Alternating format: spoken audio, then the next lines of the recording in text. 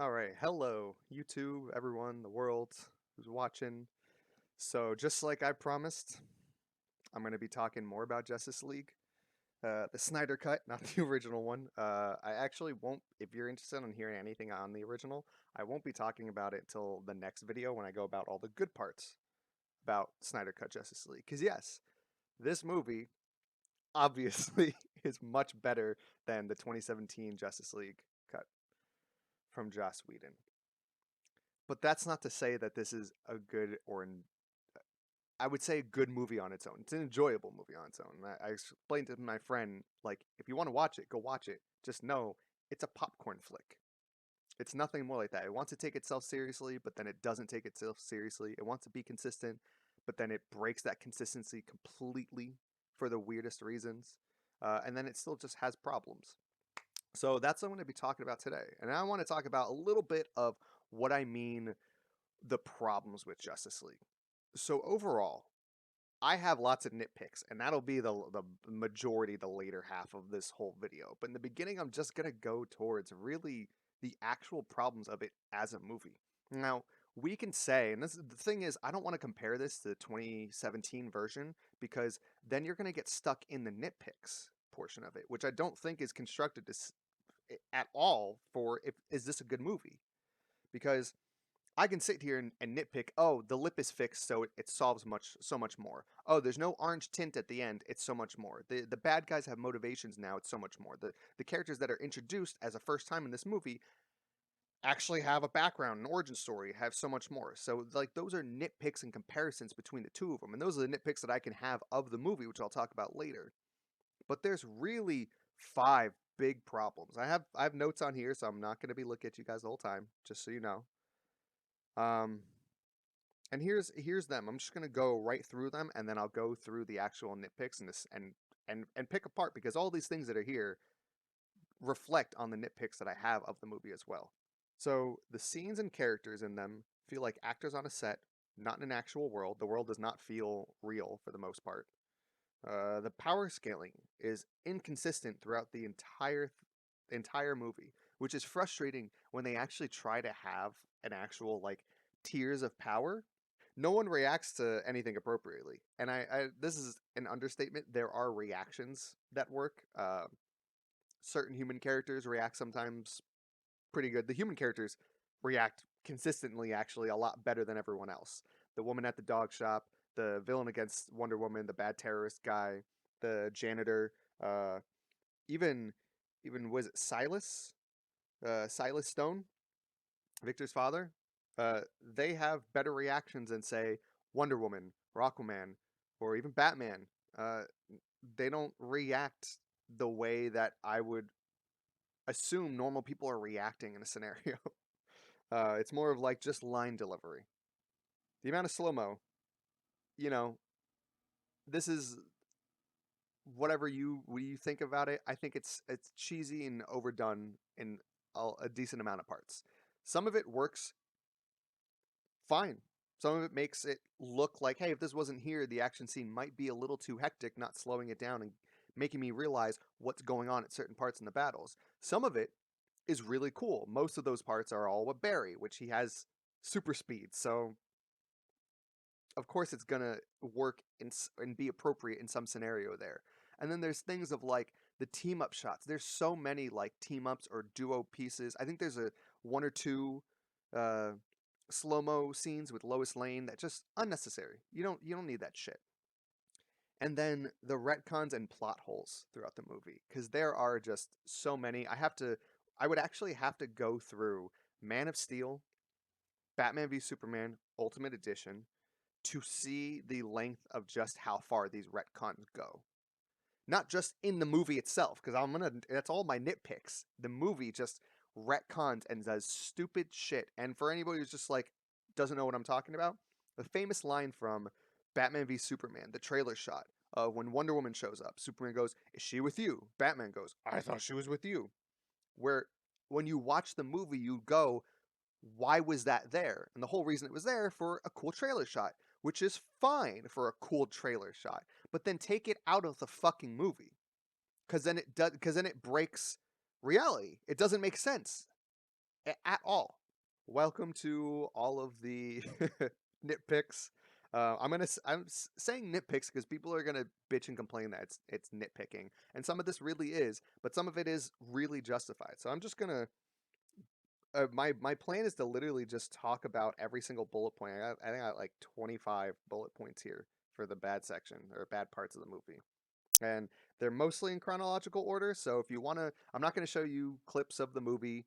It's on HBO Max. Go watch it. Everybody else has clips on there. There's trailers and other scenes. You can go. You can basically watch the entire old gods versus new gods flashback against Darkseid shit on YouTube and everything. So the nightmare scene, everything's there, And in case anybody's wondering, spoilers. Yeah, I'm going to be nitpicking everything that doesn't really work and consistent in the movie. So if you don't want spoilers, go watch a spoiler review. Go watch the movie. Honestly, don't really care. Spoilers, like it's an experience. So there's nothing I'm here I'm going to tell you that's going to be like mind breaking that nobody else hasn't said or you haven't probably seen in the trailer shot. So yeah, so let's get into it. So the very beginning, the movie redoes the ending of Batman v Superman with that intense amount of slow motion with the yelling shockwaves. I think that yelling shockwaves is kind of fine. I like that they actually give context to what's going on. You get to see what's going on with the mother boxes, so you get a little glimpse of that Atlantia, whatever Atlantis. Haha, there we go. I'm an idiot. Themyscira, and then the third mother box, which is with Cyborg. So you get a little context in those, and that's fine. But then here we go of, like I said before, and I'm going to keep referencing things, the power scaling and the fact that it feels like a set. It's all in one scene. You look at Wonder Woman and you look at Batman too. There's no dirt on any. They literally look like they just came out of the set room on their clothing and their costumes, ready to go film, and there's nothing there. And it's supposed to be after this intense bout for Batman. He's been fighting since. I mean, the entire fight. He had the fight against Superman at that point. Then he went to the warehouse scene. Then he came and fought Doomsday with them. Like, out of everyone, he deserves to look like shit, have stuff maybe torn, and it just doesn't. So if you want to compare that to something like Avengers, the first Avengers movie, like Black Widow and Cap look fucking tired and beaten up. Even Hulk looks like fucked up by the end. It's just making it feel real rather than it's just set after set piece after set piece after set piece. And then there, Batman is like 15 to 20 feet away with, and you can see from the shockwaves of Superman's yell, the ground and the rubble are all shaking and everything, and him and his cape are like barely moving. So it looks like it's just CGI. It doesn't look like it's actually there in the scene. Scenes feel like they're completely scripted, and none of the scenes in the city and around people feel like they're natural.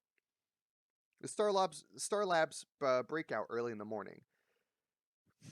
Victor walking around at night, which actually has people there, but it has like a couple. It has a couple there, and like I think one person or two people in the like distance. At like 12 o'clock at night in Metropolis or Gotham City, wherever this is, big city. There's nobody there. This is a pandemic. This is supposed to be a normal living city. There's no one there. The Fish Village. Everyone's like there, set up at every point to basically be there for the camera shot. It's just it doesn't look like it's a natural lived world. The random use of subtitles with scenes is just it's a weird choice, and it doesn't really make sense. So I don't think this happens really at all outside of the Fish Village with Aquaman, wherever he was at. But if you're gonna have it's so weird. It looks like it's unnecessary. Like so there's another language, and some of it's being translated, but then all of a sudden some of it isn't from the same person. Yet when Batman speaks it, you get the translation. Then when the people are singing, there's no subtitles, which breaks what they were doing earlier of showing subtitles, even though it was like they were showing subtitles a little bit and not showing subtitles. When they weren't showing subtitles at first, Aquaman and this guy there, the head of the Fish Village, were basically communicating between each other because it's supposed to be like Arthur spoke English, the other guy didn't, so he was communicating for him through Bruce. I got it. You wanted to have a little mystery there of kind of what was going on. It builds a little bit more tension. But then it gets to the singing portion, and it's in another language, and there's no subtitles. Batman doesn't ask what they're singing about. So then you as the viewer just don't know what they're singing about. You have to infer it, which is fine, but it's just like I said, this is like some of the most nitpicky portion of all this, but just I wish there was consistent subtitles. If you're gonna have subtitles, have it be consistent. Otherwise it's like, when are they going to use it? When do I have to pay attention to a certain language and certain things? When do I have to look at the screen for the subtitles? Your brain is constantly going, what do I have to do, instead of just sitting back, relaxing, and understanding the movie. And the movie's just not helping in that scenario at all. Oh boy, here we fucking go. So here's my biggest thing. This is a problem I had with Justice League. So no, this is not strictly to the Snyder cut, but I guess it is because that cut was still here in his movie, so he gets the credit for it. At the end, when Batman buys the bank, it's in the original Justice League, it's in this Justice League. He buys the bank. Why in the fuck does he let her lose the house?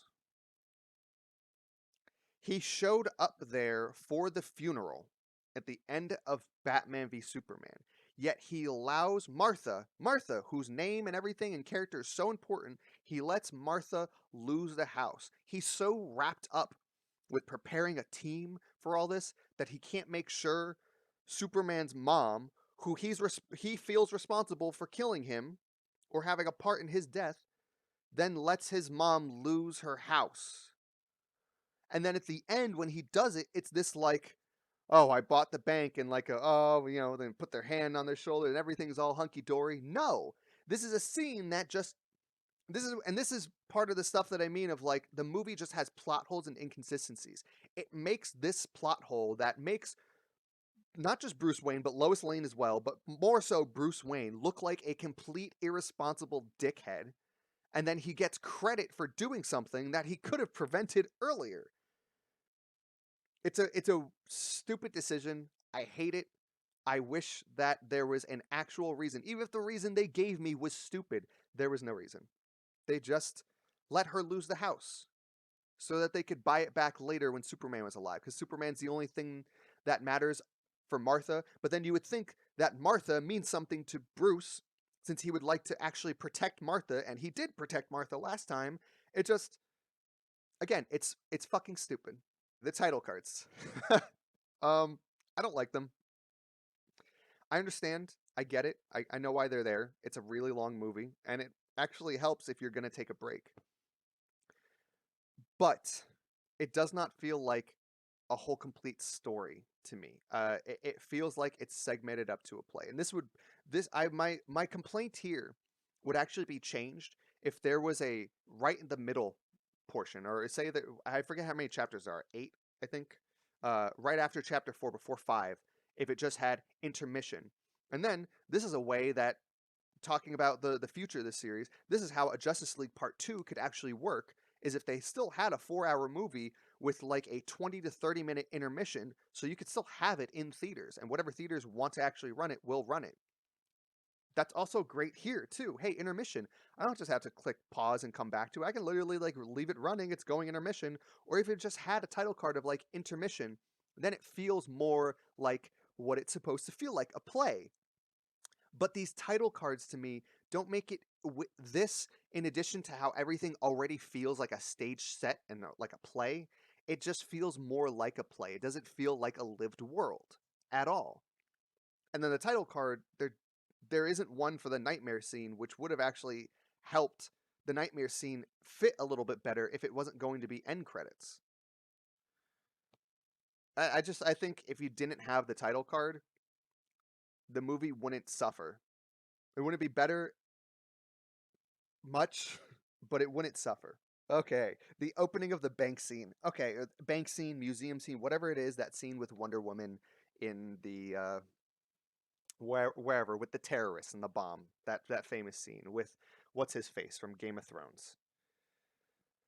So this entire sequence is fun at the end, and actually there's the main bank robber gives one of the best reactions out of anyone there when he's shooting it, and she does that famous like crab walk and blocks the bullets. His hand shakes, he looks visibly like baffled and confused. Like, it's a good reaction. It's one of the best ones in the movie. It's all the human characters. I mean, a lot of the human characters, maybe some to a lot of the human characters have good reactions in there. So we're gonna start here. The opening scene is very dumb from the beginning till kind of the end. There's a lot of inconsistencies. So they walk out. The guard is just standing there, by the way. There's a guard outside the museum, and he's staring at this van where this guy pops up, and he's just all dressed up, hat, suitcase, and he's walking towards him to go into whatever place he's supposed to be guarding. Then, out of that same van, he's just looking at that guy walking out of. There are other guys with assault rifles coming in. Then he looks at them, the guys with the assault rifles, doesn't mind the other guy that he was looking at, walk past him, and then the head guy shoots him in the back of the head because, oh, he was distracted by the guns. But it's like the guard, I don't feel sympathy at all for the guard at all. I think the guard deserved to die at that point. Yeah, I don't feel any sympathy for him. He deserved to die because he looked at a van that had a guy coming out with guys in assault rifles, paid no attention to him, and then got shot in the back of the head. With this scene, too, it happens in broad daylight, and I get it, it's like it's supposed to be happens quick. It only happens in a matter of seconds. If you look around, there is no one in the entire fucking area. Again, doesn't feel like it's a real city. It feels like it's a set. Yet all of a sudden,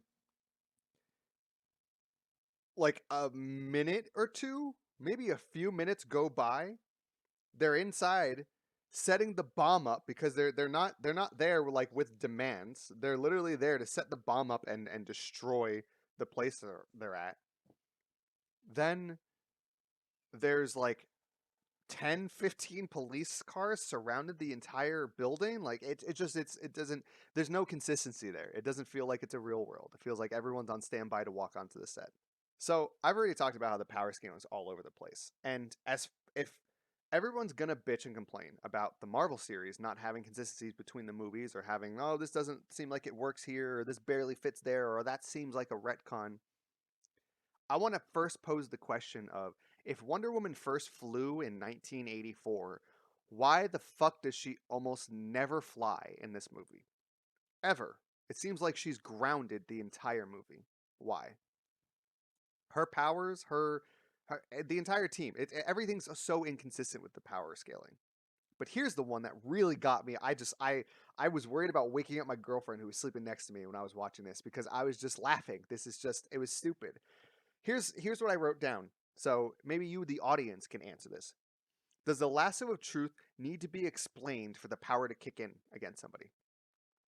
Does it also compel the truth, or is that person allowed to give cryptic messages around the question that they're asking? So when she does this, she like wraps a guy with the lasso of truth. He goes, huh, huh, woo, and he sucks him up, and she's like, this is the lasso of truth. It compels you to tell this. Like, she explains it to him, and she's like, who are you? Why are you here? And he doesn't answer the question.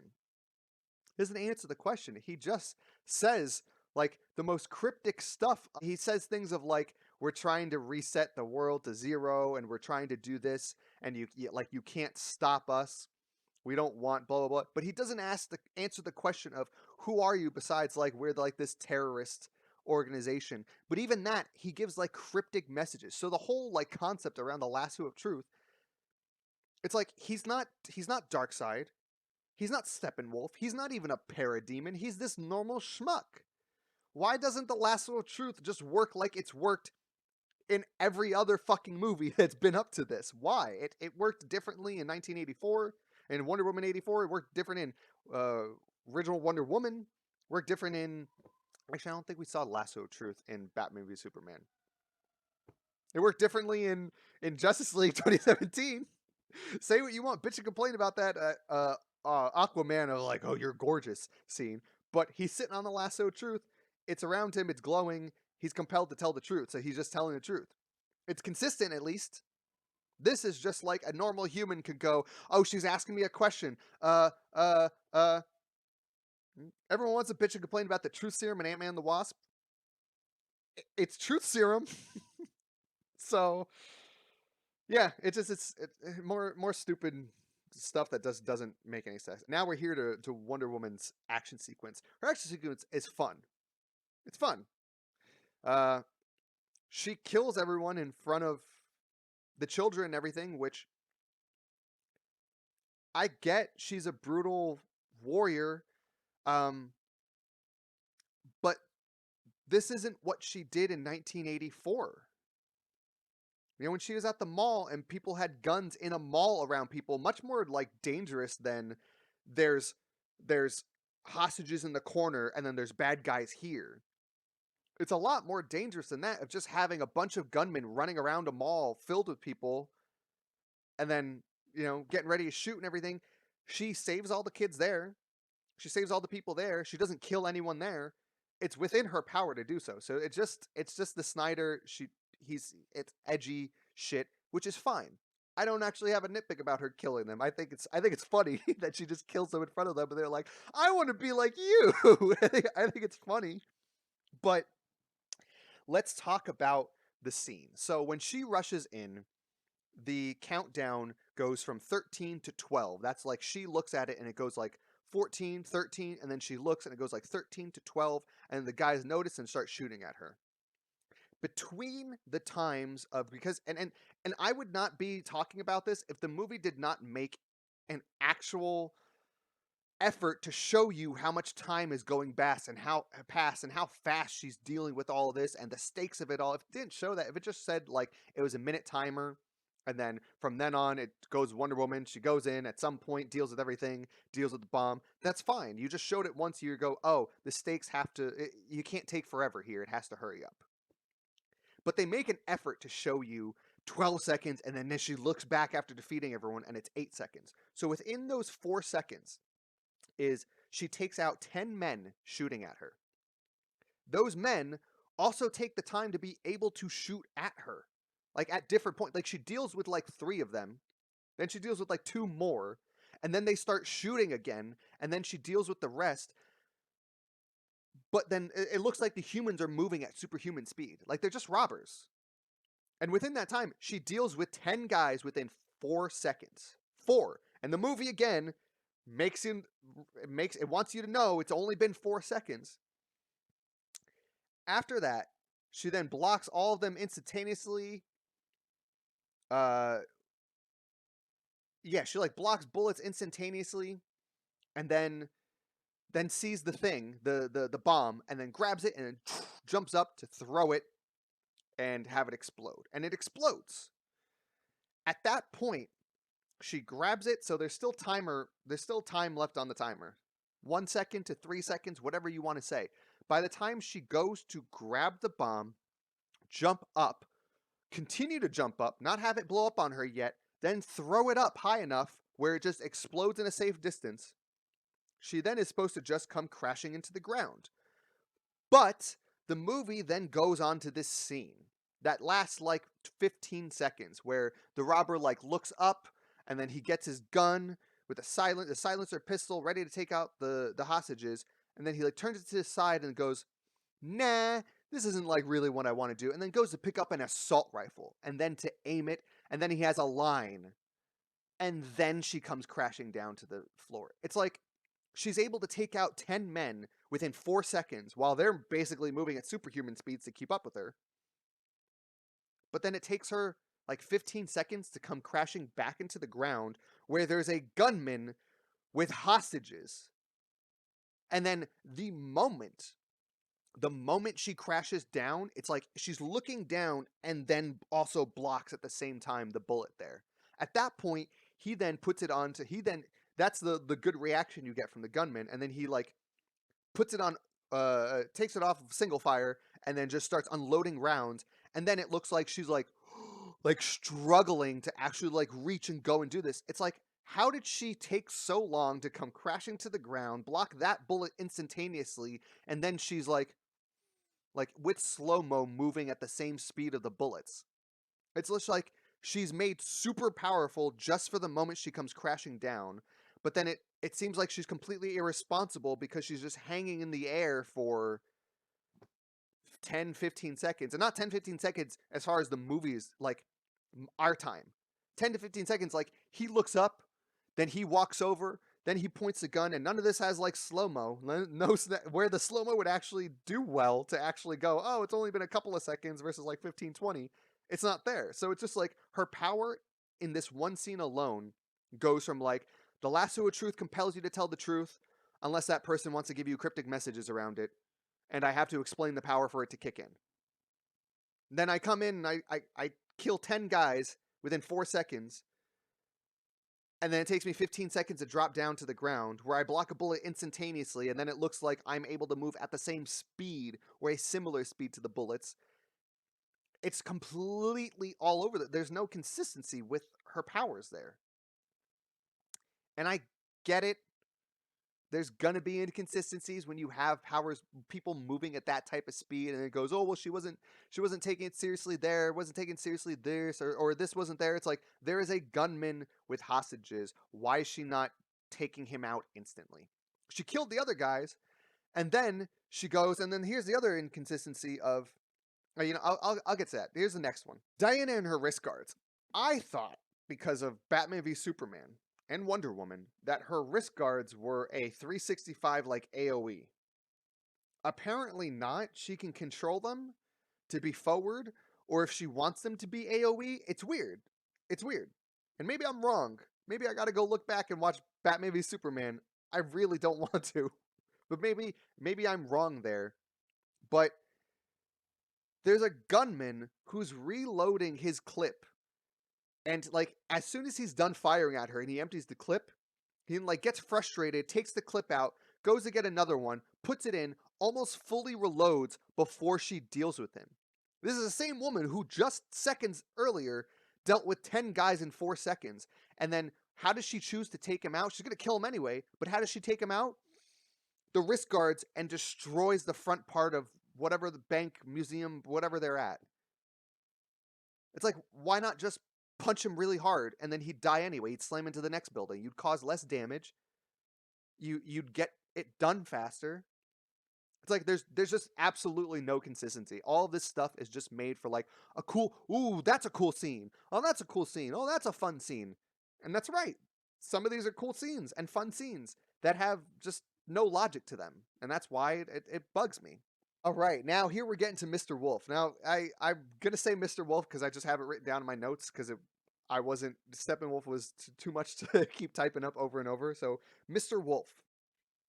Mr. Wolf and his abilities. Wow, he's really all over the place. So, I mean, so is everybody. So are all the people with superpowers, because Zack Snyder doesn't really care about the consistency of the powers. He cares about a cool scene, which, fine, but then you're not any different than Michael Bay.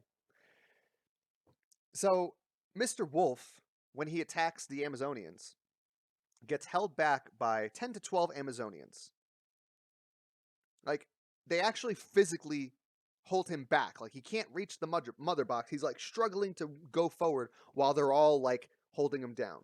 I want to remind you all, because this is a set of movies, and it's supposed to have consistency. This is also Amazonians who don't age, who've been there, we see later in the movie, since Darkseid first came, however, thousands of years ago. Same Amazonians, because they don't age. These Amazonians struggle against Nazi-era soldiers with Diana and their greatest warrior, Hippo whatever, the one who died. They have them there. And they struggled against a couple of boats of Nazi soldiers.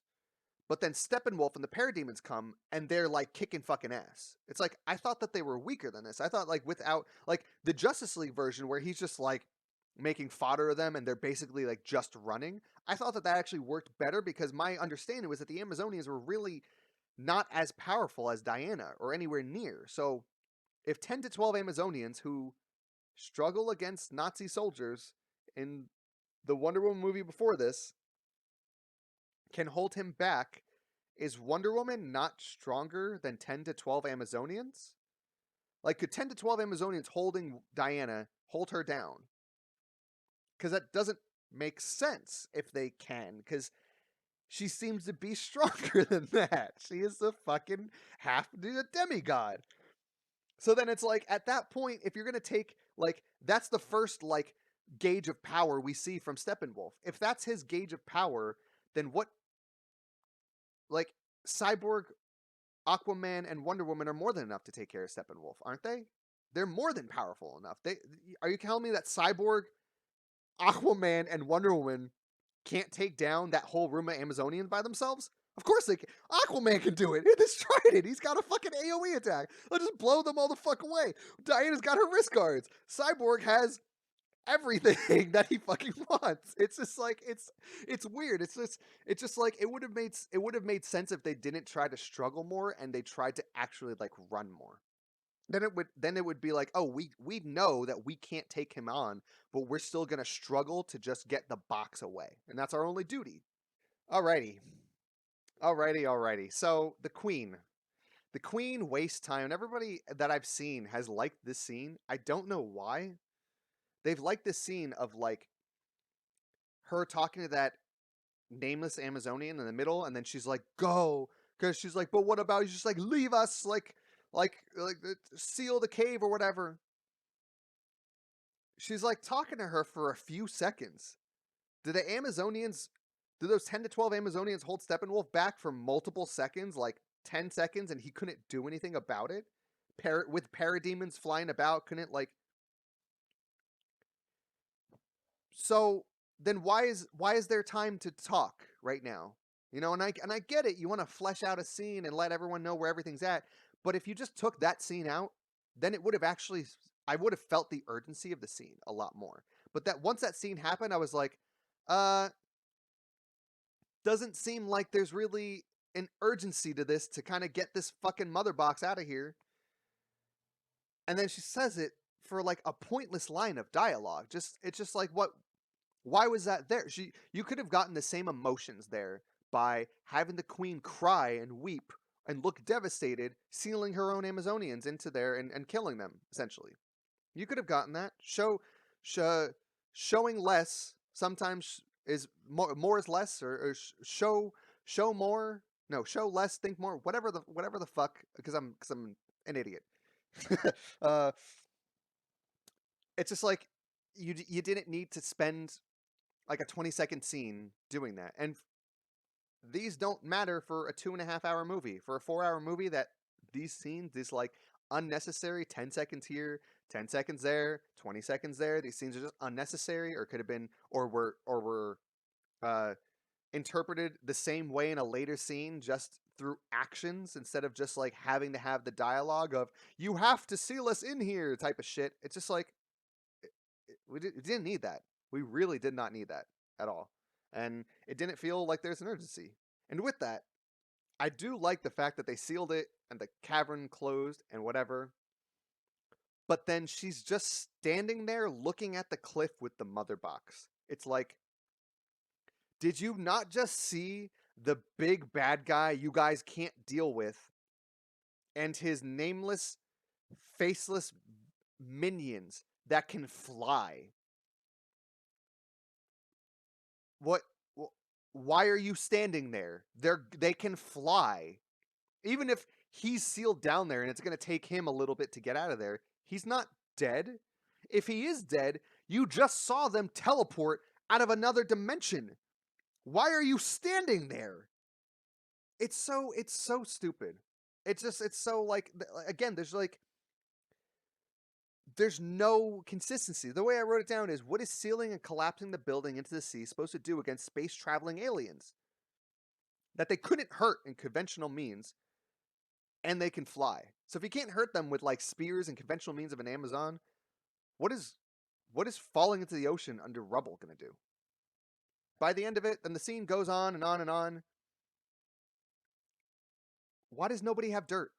Again, these are all sets. The Queen at the end of it has like no dirt, no battle scars. The only people that have battle scars are the ones that get killed. None of the Amazonians look cut up and damaged. It just looks like dead bodies. And then you look at her. She's been thrown around. She just almost collapsed in this cavern. She's been thrown around on the ground and everything. She looks like she just came off fucking makeup room. It's like, make it feel like a real world. It doesn't. It doesn't feel like it's real. This one, the question I put here is why go to Star Labs for the parademon who took the janitor and everything? Why go to Star Labs so you can boom tube straight to the box, which got explained later. So I'm going to jump to another bullet point here of the convenience of only one of the mother boxes awakened. They don't say why only one of them awakened. They just said only one of them awakened, so we can't boom tube straight to it. I think that's lazy. It's. I mean, I get it, but again, it's the same thing of like, just give me a reason. I'm okay if the reason is stupid. Then I'll just say, hey, the reason was stupid, but there's a reason. There's an actual explanation here. Here they tell us the mother boxes just have not woken up,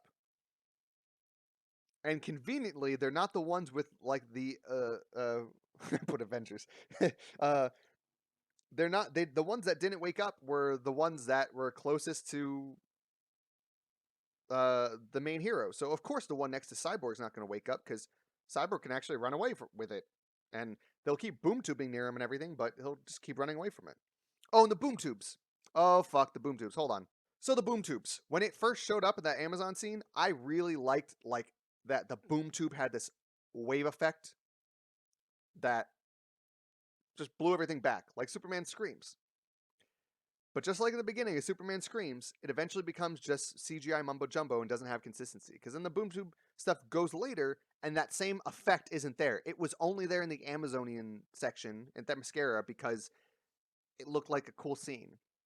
It's just like, if something looks like a cool scene, then have it be consistent. Maybe it'll be consistently more cool scenes, but don't like have it once and then it's not there. It's like if in Avengers, like, oh, humans can't use the Infinity Stones, but then Peter Quill's able to use it on his own completely. Like, oh, well, he's a special human, or oh, during that time, other people. It's just like, no, explain why people can't use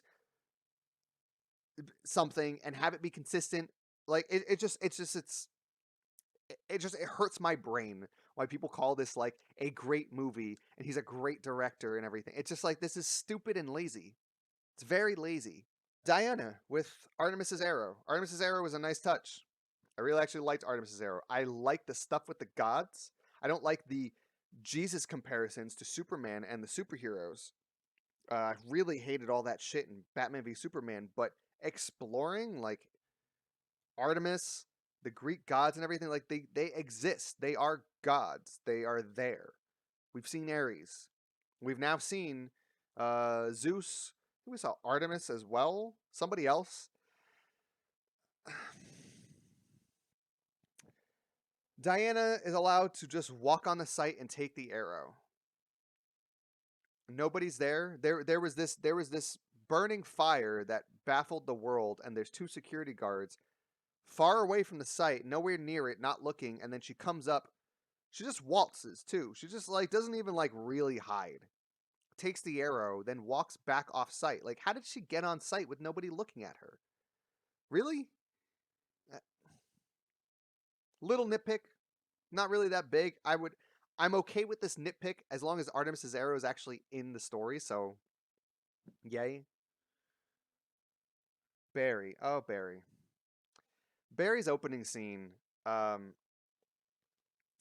everybody talks about how cringe it is. I really don't care about the slow-mo stuff. It leaves a lot of questions, and it's cringy. Is it like everybody's like it's so super creepy and weird?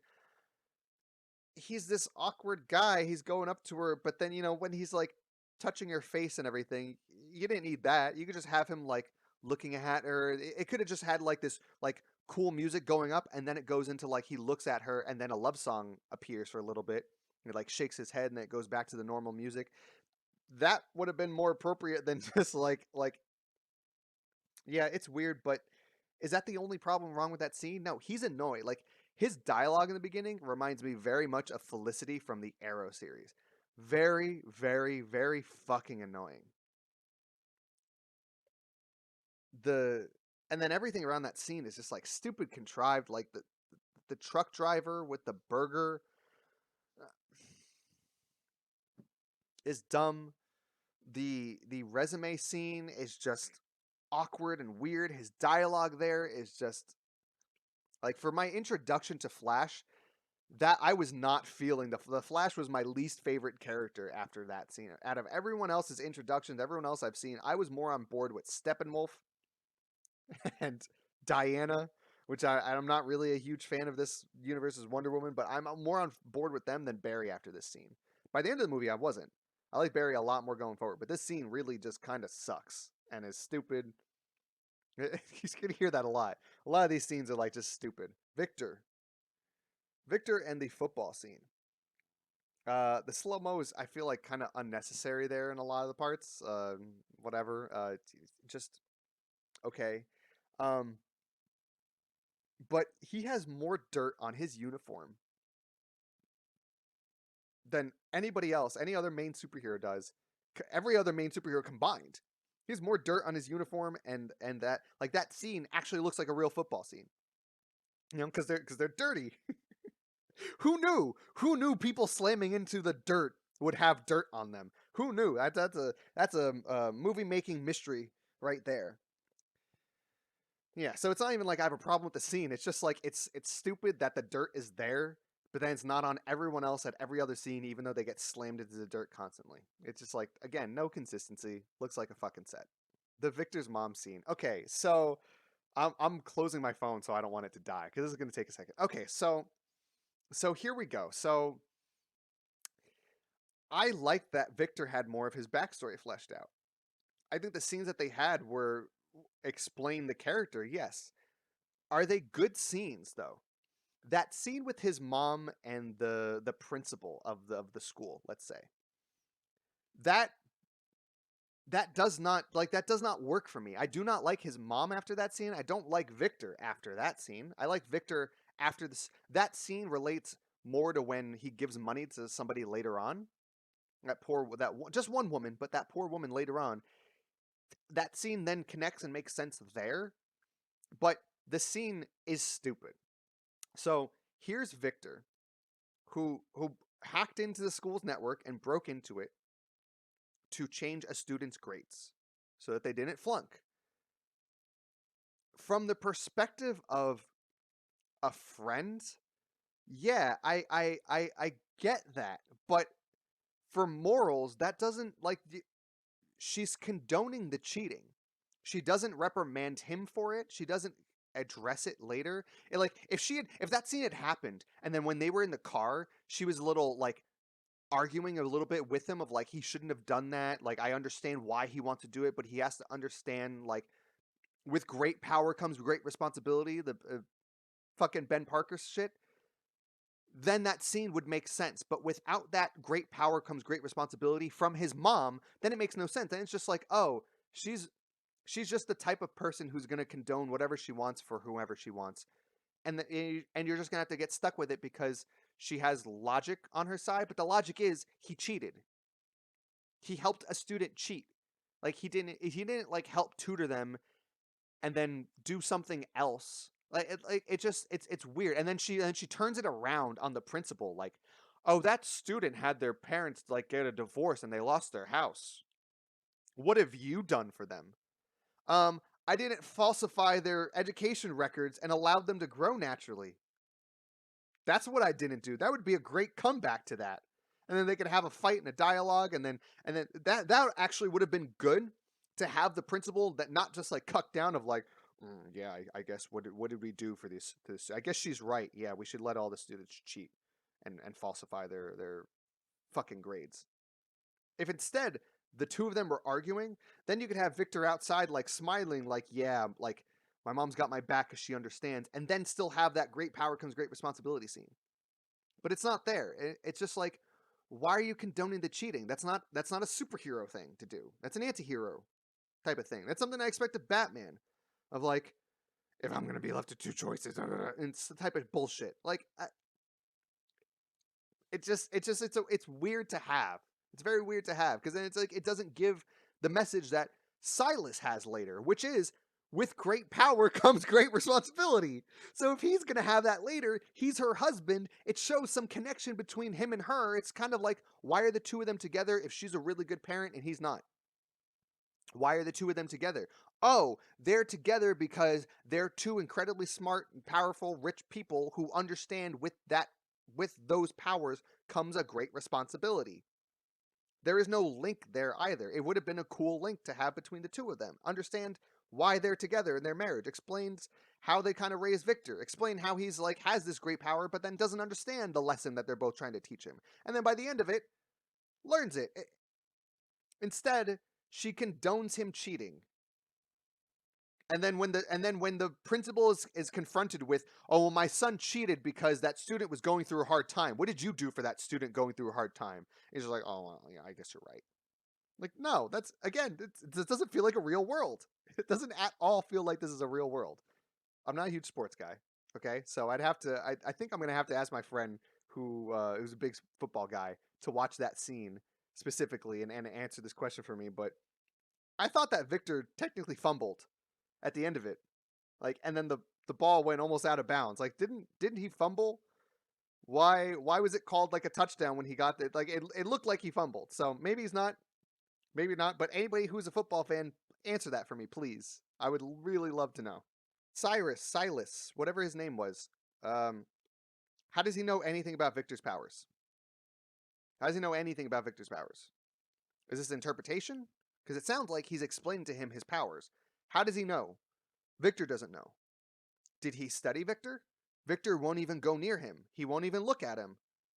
How does he know? He's supposed to know because the audience is supposed to know, so he tells us. Exposition ex machina. Sure, but again, doesn't like why does he know? Who knows? Who fucking cares? Oh god. One of my like least favorite representations of Batman is this next scene. Everything happens with the Flash and Batman meeting. That scene is much better here. It's a lot shorter, condensed, cool, better. Then they get to the car and goes, "What's your superpower? I'm rich." I hate this fucking line. I hate this line. This line shows that Zack Snyder doesn't really care about Batman or understand Batman, because Batman's superpower, and people say this all the time, oh, Batman's just a guy dressed up like a bat and has a bunch of money and gadgets that don't exist. But that's not Batman's powers. Batman has discipline. He's incredibly intelligent. He's a good detective. He has years of training with every like form of martial arts that's available on Earth. Yes, he's rich, but it's his discipline and all this stuff. And then what does he have? The absorption of fear. So why does he dress like a bat? Because those are his fears. He reflects on other people, on his villains, and then it gets them afraid of him. He is a symbol. He is just some guy dressed up like a bat. But when he's the Batman, he's a symbol. It's more than just I'm rich. It's a very lazy way to characterize Bruce Wayne and Batman's powers. I'm rich. No, it's not I'm rich. Because if his powers were only I'm rich, why is he later going like hand-to-hand combat with fucking parademons? Like, because his powers aren't I'm rich. So when you tell me his powers are rich, it's just like you don't understand Batman, and it fucking bugs me so fucking much. I would much prefer BVS's Batman, where, yeah, he's fucking killing people, and I don't like that. But he's still Batman. He does detective work. He shows off his martial arts skills. He shows off, like, who he is using fear. That whole fight against Superman is calculated every step of the way. It's just, that shows who Batman is and his powers. To just say, oh, I'm rich, and then it's like, he funds everything, and that's really what he does for the whole movie. It's stupid. It's not Batman. Why are what I wrote down here was, why are all the sets, I mean streets, so empty? They're also empty. I don't know at what point this was. Between some point, because these are all mostly chronological. At some point between the I'm rich scene and they go to see Steppenwolf for the first time with the parademons in that like whatever it was, Stryker Island, I think. There's some scene where it's just like everything looks so empty. they all look like sets. It's bugging me. I already talked about plot holes and retcons and inconsistencies. I talked about the Batman v Superman line of "I thought she was with you" that bugged me. Every fucking line here that does that just shows that this is not a movie to be taken seriously, but it wants to be taken seriously. But it's not to be taken seriously because it's a junk superhero popcorn movie. So, Cyborg, after contacting Diana, because when he contacts Diana, it's a little different scene. Diana's there with Alfred. They're having a little like banter conversation thing, and then he hacks the computer and the Bat computer because they're at wherever the fuck for Wayne Enterprises or wherever his hideout is that they're at. They're there at Batman's place. He hacks it, tells Diana to meet her somewhere, and then knows about Diana. So he knows about Wonder Woman and knows about Diana. Then, when they all meet for the first time, actually, I think the first time they meet is on the rooftop with Gordon, and then they go to Stryker Island. When they're at Stryker Island, that scene from the trailer is still there. Here's the scene. Cyborg goes, I didn't know you were real. And then Bruce is like, I'm real when I need to be. I'm real when it's necessary. Whatever his line is. How does Cyborg know, quote unquote, what he told Diana more than you can imagine? But he doesn't know that Batman's real and that Bruce Wayne is Batman. But he knows Alfred, and he hacked the Bat computer, and he still didn't put together like, oh, I guess this location is Wayne Enterprises. That's Alfred. Isn't this person, Alfred Pennyworth, the longtime butler for Bruce Wayne? I wonder. What are all these Batman type schematics and fucking files on here for? Why? That line makes no sense. Then he doesn't know anything. Then he's like purposely stupid and unknowledgeable for a trailer shot again. But then it breaks the consistency in the movie. And if it's there for a trailer shot, then have it be a trailer shot. But then don't keep it in the fucking movie. And they did. So I'm going to call it out because it's fucking stupid. So at the end, again, when I asked earlier to ask you guys, can Diana still fly after 1984? At the end, when Aquaman's stopping the water, they're all rushing like, get on the bat crawler, get on the whatever it is, get on this thing. Come on, Diana. And she's just like staring there and she's looking at Aquaman, but then she's like staring for too long. And then she's like going over and then like they're limping over. So if there's 4 people, Cyborg, Flash, Batman, Diana. We're not going to count Aquaman because he just appeared there. If the 4 of them are there, and Diana and Cyborg can both fly, why didn't they just pick Bruce and Barry up and one each and fly the fuck out of there? Why? Because that wouldn't have made the scene because it's stupid. Short answer. Whatever explanation is, because it's stupid, and I guess they forgot Wonder Woman could fly, and I forgot Cyborg could fly, and forgot Cyborg can grow extra arms to grab another person and fly, and whatever. Out of everything out of that flashback scene for the New Gods, the biggest complaint I have is why this movie is happening the way it is if that scene is accurate. So here's what I wrote down. If the anti-life equation is the whole point to this plan, and it's the whole point to Darkseid's whole plan, he wants the anti-life equation. No matter what Darkseid you're talking about, Justice League cartoon, Justice League game, Justice League comics, Justice League movie, he's always after the same thing. It's like Thanos. He always wants the Infinity Stones and the Gauntlet, and he wants to do some cosmic level shit. If he wants the anti-life equation, and the anti-life equation is on Earth, why doesn't Darkseid know it's on Earth? He does, because he was there, because when he slammed his thing into it, it showed the anti-life equation. So he's aware that it's on the planet, because the film showed us him revealing the anti-life equation on Earth. We didn't know it was the anti-life equation on Earth because it didn't explain that to us, but it showed us there. So Darkseid, when looking at this, knows it's the anti-life equation. If it's there and the whole point to his plan is eventually to get the anti-life equation, he never kept track of Earth. It's the one place he was never able to forget. So he never remembered it? Then Steppenwolf got sent there with 3 mother boxes and he didn't remember that it was there? Why? Because he's fucking stupid? It's like everyone wants to bitch about Thanos and the Avengers. Oh, why did he just let the Infinity Stones go out? Because he didn't know where the rest of the Infinity Stones are. It wasn't time yet. And he says that now when more stones start showing themselves, once we got the Aether, once the Time Stone was also shown, it's after those movies at Age of Ultron when the Mind Stone went inside of Vision, and they started separating all of the stones across the universe. Then we got the scene of Thanos grabbing the gauntlet. Now it looks like it's time to go. Diana, when they're all gathered together, they're talking about Steppenwolf. Diana says, here's the quote. I've never seen a being as strong as Steppenwolf. Maybe one. Maybe one. So, Max, whatever his name was, who could grant any wish and do anything, was not more powerful than Steppenwolf? If he's more powerful than you, you needed the entire world. You literally needed the entire world at your back to defeat him. So I guess that doesn't make sense. Okay, the movie was made afterwards, so it doesn't count. Whatever. Cool. Was she not aware of Zod? Zod is basically Superman. He's a Kryptonian. They're near the same levels. If you want to say he's slightly weaker because he hasn't absorbed as much of the yellow sun or whatever, it's about the same. Okay, but he doesn't count because she didn't see him. Okay.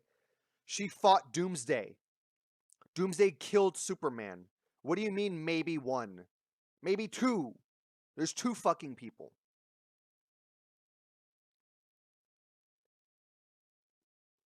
Why not just have the and then for anyone who's just like, why does it matter?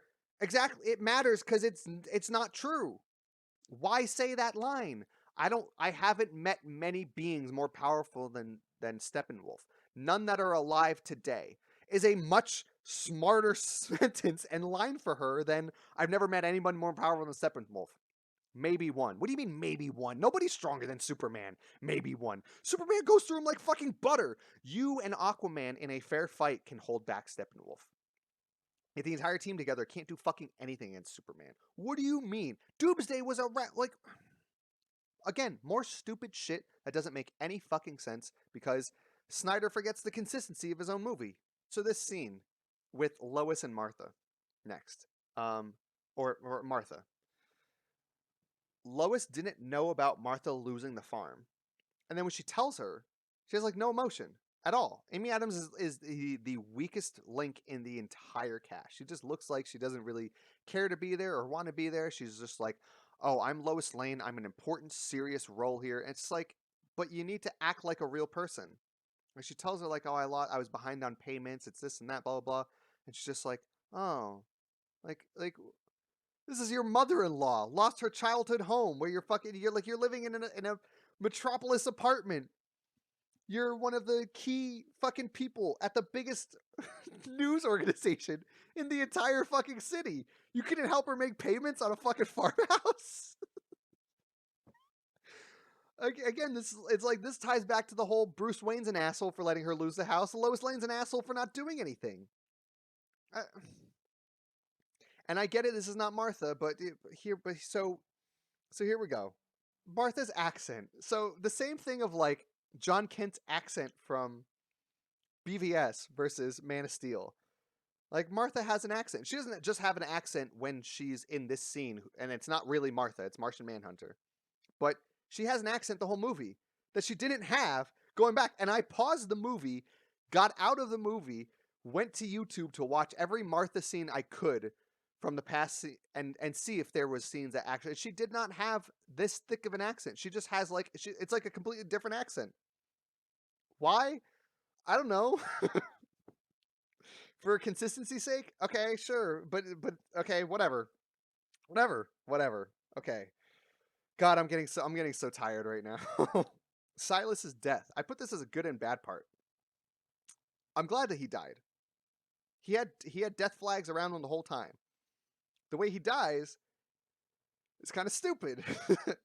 First off, if he still needed to accomplish the same thing, heat the cube so much that it shows the Avengers their target where they need to go. If they need to do that, why didn't he close the door and be smarter? You know, it would have been cooler if Silas had actually tried to bow down to him of, oh, you're here for the mother box. If I awaken it, can you show me its power? Like, he could have done some, like, playing up thing, because we saw earlier, he's a very straightforward, honest guy. No bullshit. But then when it comes to protecting Victor, like, when they set the fire alarms around and he goes, no, something's wrong, somebody hacked into the system, and then he sees them all walking in, that he immediately goes, no, I was wrong. It's not a false alarm. Get everyone out of here now. Evacuate immediately. He covers up for Victor. So it would make sense that he would also try to cover up for Victor and see this guy and go, you're here for the mother box. So then you know its powers. Blah, blah, blah, blah, and try to, like, stall him for time. And then he presses a button. It heats up the cube. Steppenwolf realizes what he's doing. And then as Cyborg walks in, he kills Silas. Then it gives him a little more, like, personal motivation to go after Steppenwolf. If after 2 mother boxes, not 3 like the original cut Justice League, if after 2 mother boxes is all that they need to make that big dome around this huge irradiated area, and they're trying to search, they're actively trying to search for where they are, the mother boxes, and where to find Steppenwolf, why does the box need to be heated for them to find it if Bruce Wayne has 6 satellites? And they make a fucking point to say, I don't have 1, I have 6. Or Barry says, oh, you have a satellite? He's like, I have 6. Like, if you make a point to say he has 6 satellites, you can't see that there's this mysterious, big, red, glowing fucking dome around a certain city? Maybe we should investigate. Hey, Barry, you mind heading over there? Whoa, I see a bunch of parademons and stuff. That must be where Steppenwolf's at. And nobody can do this? Cyborg can't hack into the same satellites? Again, Cyborg knows more than you can imagine, but he can't see something that a satellite should be able to fucking see? There's 2 people on this planet, on this team, that should be able to use the same thing, the same satellites that are there, to go and fucking find Steppenwolf. But they can't, because that would be too easy, I guess. My next line is, can Diana fly or no? So there must have been another scene at some point here where it's just like, it looked like she should have flown, but she didn't, and whatever. When John Kent is speaking to Clark, is this him speaking from the dead, or is he remembering the, like, opposite thing that he told him in Man of Steel? Because, like, there's a scene with, like, Clark, I think it's at the farmhouse, where he's, like, listening, he's, like, hearing things, and he's hearing, like, he's hearing Jor-El, and he's hearing John Kent? Yeah, John Kent talking. But the stuff that John Kent's saying is the exact opposite of what he said in Man of Steel, and they're not the lines that he said to him in that dream sequence in Batman v Superman. So what lines are these? When did he say these? Is he speaking to him from the grave? I'd have to assume so. The movie doesn't tell me. It doesn't explain it. It doesn't at all reiterate a line that he used to say. I think the Jor-El lines are all what Jor-El has said to him before. That slow motion team shot at the final battle, where you can obviously see, like, the CGI'd faces and stuff, or like it looks like CGI'd faces. Maybe it just looks bad. That was really cheesy. That was not the same, like, Avengers pan around shot, Hulk yelling and, like, and everyone arming up and everything. That was not the same. That was very cheesy. I think the scene at the very end where it's slow motion, I don't think it deserves slow motion. It really doesn't need it. But that team up shot and the shot of them all gathered when they're talking to Gordon are cool team up shots. This one was very cheesy. It really was really lame. Here's another breaking the consistency for just cool shots or trailer shots, because this was a trailer shot. If Superman can hear around the world, why can't he hear where the battle is at? And he needs to go to Alfred first to have him explain where he needs to go. Why? Since Man of Steel, He's been able to go in the air and hear people from across the planet. It's one of Superman's powers. Why? Superman can fly across the entire... You mean he can't fly around the whole world and see there's a big red fucking dome? And I get it, that might be, like, take too much. It's, oh, you know, it would be faster for him to just go to Alfred. But then there's banter there with them. It's a scene. He can't hear... I mean, it's like they weakened Superman to make a trailer shot scene. Why? Because this is just shitty directing. Oh boy, here we go. Okay, so there was this scene earlier. I didn't talk about it then because I wrote it down and then I just combined the two to the same bullet point here because it came up later. So Barry talks about his powers a little more. He explains a little more his interpretations and what he's tried to figure out. But Barry talks about like why he doesn't run fast enough to basically like affect time and stuff like that. So when they need him to have that same electric, he needs to touch the cube to awaken Superman and everything. When he needs to do that, he needs to like gather enough speed. He needs to run at a certain point. When he does that though, the cube is already in the water. When he gets close enough, he starts running. I guess he's running faster is what they're implying, because then time starts reversing. So he runs fast enough just for a little bit to fast forward, to rewind time a little bit, which he does later. Spoilers alert. When they're then talking about how to take down the mother boxes with Cyborg and the whole plan for when they go to the final battle, Steppenwolf and everything, my head is hurting from all of this stuff. When they go there, the plan is that Flash's whole thing is he needs to keep running and running and running to build up enough electrical charge to then touch Cyborg so that he can enter the mother boxes and whatever, hack into them and synchronize, whatever. The line that they use, and I'm using quotes because they give me the fucking quotes. So if you want to give me the quotes and then it's not going to be fucking right, don't give us the fucking quotes. They tell him that, I believe he also says that I need to run. They tell Barry he needs to run faster than he ever has before for that electrical shock. But when he ran earlier, he rewound time just a little bit, but he rewound time. So he has to run faster than when he rewound time to not rewind time for an electrical charge, but it's faster than when he rewound time. But then when he runs faster later in the movie, it doesn't rewind time yet. There's no consistency. It's like he's not running faster than he's ever run before. Don't say that, because you've seen him run so fast that he rewound time a little bit. If you didn't know that, I get it. But then he goes like, I need to run faster than like, why are you saying it, Barry? Why are you agreeing with it? Why are you not saying, well, actually, I slipped up and I rewound time a little bit, but I just need to maintain my time so that, I just need to keep it consistent instead of like having it fluctuate a little bit. I get it. That's like some Naruto chakra control bullshit. Whatever. Dragon Ball, control your ki instead of just expending all. I get it. But say it. Don't like have this fucking line that again just breaks the consistency. It's stupid. He's not going to run faster than when he reversed time to create an electrical charge, because that's so fast he's rewinding time. And then when he does it in the end, when they're too late, the boxes all fuse and Cyborg goes, "Oh no, it's too late."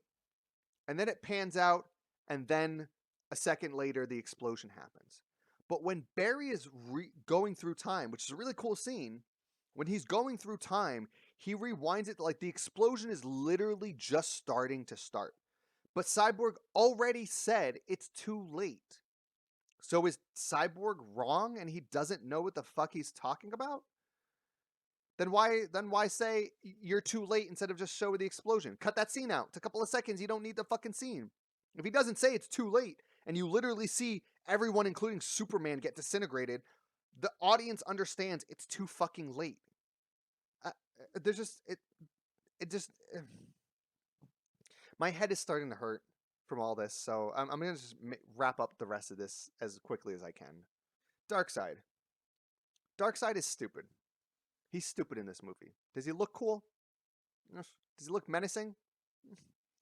Is the scene where it shows him like using his omega beams, like in that future sense where like Diana's dead and Aquaman's dead and all that? That's the best part with him. In the beginning scene, he's just a brute that that grunts and everything. Shows like no intelligence, no like tactical sense at all. Then in this scene, at the final battle, the boom tube is open for I don't even know how fucking long. And Darkseid is just standing there. He's literally just standing there, knowing his end goal is on this planet. And he does nothing. I understand why he doesn't walk through the boom tube or why he doesn't send other people through the boom tube. He couldn't sacrifice a few more parademons to hold them off. At the very least, he didn't shoot any omega beams. Why? Why? There's like people who are getting in Steppenwolf's way. You're literally watching your guy die. And you didn't save him. I understand you don't like him. I understand his life means nothing to you. But him succeeding means you get your ultimate goal. He didn't shoot omega beams at Aquaman. He didn't shoot them at Wonder Woman. He didn't shoot them at Batman. He didn't shoot them at Cyborg, who was the whole key component to stopping everything. It was Cyborg. Without Cyborg, they can't get into the mother boxes. I understand why he didn't attack Superman. He didn't attack anybody. He just stood there like a schmuck. The nightmare scene. I can't really like. So out of everything, out of Jesse Eisenberg and Jared Leto, their performances are much better than this. Their also performances are much shortened a lot more. I'm sure if I got more of the Joker, I wouldn't have liked him that much. I'm sure if I got more of Jesse Eisenberg's Lex Luthor, I'd be able to nitpick some stuff. I think Jesse Eisenberg's Lex Luthor was spot on, perfect for exactly what he needed to be and needed to do, exactly who the character is at this point. Great. It's great. Right there. It was fine. Did I really have to hear, "You won't kill me," Joker saying to Batman, "You won't kill me"? Who else is going to give you a reach around? Really? Who else is going to give you a reacher? That was the most that's like a 15-year-old wrote that line. You know, I'm a child and I say shit like that, and I could have come up with a better line. The rest of the dialogue, I like the way that they taunt each other. I think his like shock and awe to like mentioning Harley and everything is a little overdone, but it's still like appropriate. You got me. Like I like the little dynamic that they have there. Really? Do we really need to talk about Joker giving Batman a reach around? Even hypothetically, did it really need to be talked about there? I don't care about Batman saying fuck. I don't care. I really don't care about Batman like almost maiming people. I'm more okay with that if that's the Batman they want to make. It's not traditional Batman. I'm more okay with it if it's gonna look cool and stuff. Like what did I like? You got to think of this as the audience. What does the audience gain from being told that line from Joker? Like what do we gain? We gain nothing. We don't get any. He's edgy. We already know he's edgy. This is a Zack Snyder film. Like what do you? Whatever. Finally, the final fucking bullet point here. John did nothing. John has done nothing the entire series. But now everything's important enough for him to get involved? Now he's become motivated? How long have you been here, John? You've been here since at least Man of Steel. So even if he's not here for Wonder Woman or Wonder Woman 84, he's here since Man of Steel. The Kryptonians terraforming the planet and almost destroying the planet and everything was not... didn't need to do anything. Everything with Doomsday, Lex Luthor, he did nothing. He didn't need to do anything here except motivate Lois Lane to return to work. And then he comes in the end, and then we're supposed to feel this like sense of like, oh yeah, now he's in. It's like what did and then when you add who the character is, it gets retconned that he is that who is it? That military officer who interacts with Lois Lane a decent amount. Then if he's that character, why in Batman v Superman did he have Lois not want to go through with investigating Lex Luthor? Wouldn't that have led to the plots converging? Why didn't he do anything about it? Wouldn't that be in his plan to not have somebody like Lex Luthor doing exactly what she's saying he's doing? What, like, is that the same character? Is the Martian Manhunter retcon just doesn't make sense in that capacity, and it makes no sense why he's in the movie at all anymore. If he's not going to be actually in the movie, if you actually saw him like doing stuff, if there was actually, what would have been nice is if with the Gotham PD, if you had like an actual another report of people talking about some Martian again. Oh, are we talking about the fucking Martian again? That would have been cool for J.K. Simmons to be like, don't mention the fucking Martian to me. I don't want to hear about fucking aliens again. Nothing. He did nothing but motivate Lois Lane to return to work by impersonating being Martha Kent. Whatever. That's everything that I wrote down. I'm sure I can nitpick more. And I'm going to have as many timestamps as I can so you guys can skip to a specific point if there was like a scene or something you watched. I don't even know. Like going through it all again, I feel so tired. I felt so like decent about the movie watching other people's reviews and talking about the good parts and recording that type of stuff, but then going through all this stuff again, I'm right back at square one of like, this is nowhere near like decent Marvel. This is a popcorn fucking flick. This has to be taken on the same level. Like, I see more consistency in the Sonic the Hedgehog movie, and I shouldn't. After the years of production for this, after all of like the small sloppy little things that happen, they shouldn't happen. So how do I watch this and compare this to anything else? Like, the thing I can compare this series to is the Transformers series. They're lazy popcorn action flicks. They don't really have any consistency. And at least there, not everything looks like a set. Some of the characters get dirty and beat up and everything. Everyone's like invincible. Oh fuck, wait. I forgot something. I'm recording this at the very end. So Batman, his powers, he's just rich.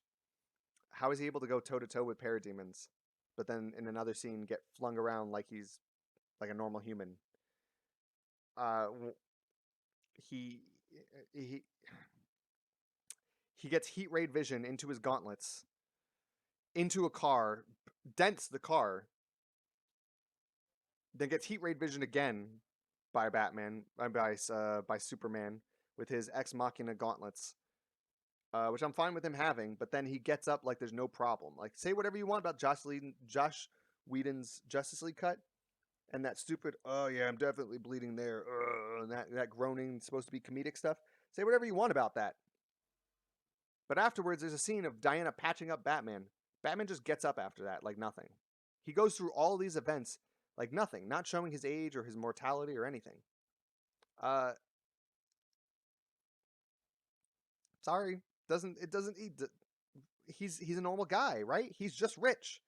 Stick with your own logic. He's just rich. So if he's just rich, how is he dealing with parademons? He should be using their gun the entire time. He shouldn't be able to go hand-to-hand combat with them, because his only superpower isn't that he's rich, but it is because they wanted a funny line and a trailer shot, and and Zack Snyder doesn't understand the superheroes he's making. He's making the superheroes he wants to make, even though he doesn't understand the actual source material. So yeah, so that's everything that I want to talk about. I really don't want to talk about this. I don't even know when I'm going to get this out. This might take a day or two for me to edit and go through. There's a lot of parts. I mean, honestly, guys and gals and everyone in between, whatever you identify as, this is a sloppy popcorn action flick that's just stupid fun time. It's not a serious movie. It shouldn't be taken seriously.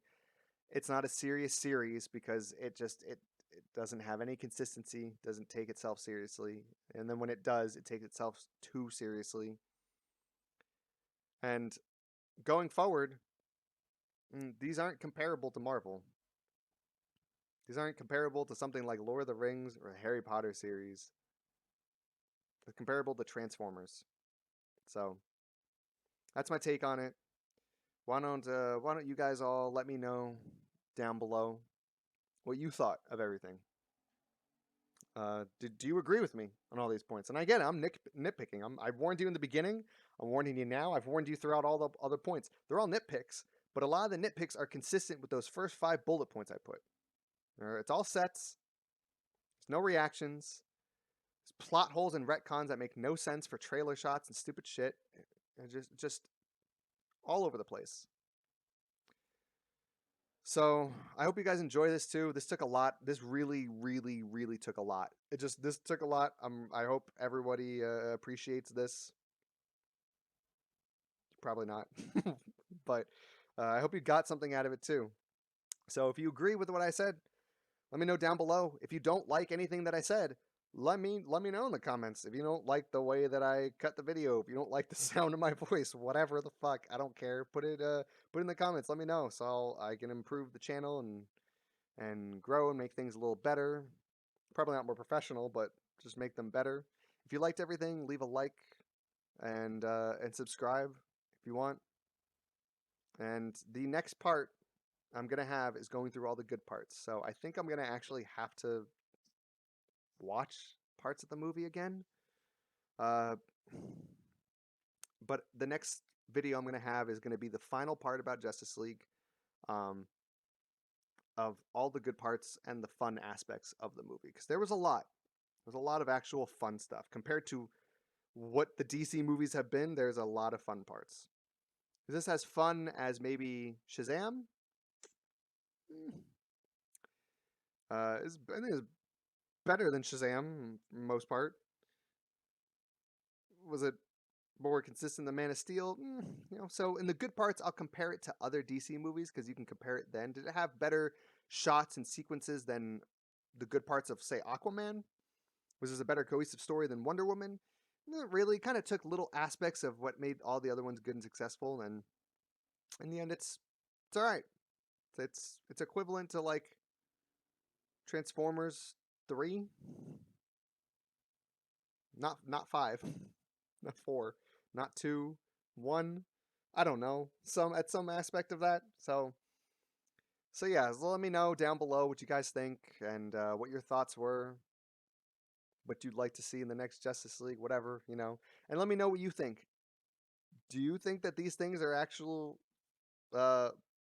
points to really bring up, or is everything to you a nitpick about this movie? Let me know. Until next time. Oh, and as a final message to you guys, don't go chewing each other's heads off to shill for fucking Snyder and his movie, or another director or studio or anything in their movie. Don't chew each other's heads off. It's all subjective opinions. Objectively, I can tell you these things don't make a good movie, but subjectively, I can nitpick all this stuff, which is exactly what this whole thing was. Mostly subjective nitpicks that kind of go objectively, it's not really that great of a movie, of a film, per se. So don't chew each other's fucking heads off. All right, it's a fucking movie. It's a superhero movie, for God's sakes, too. And go watch The Boys.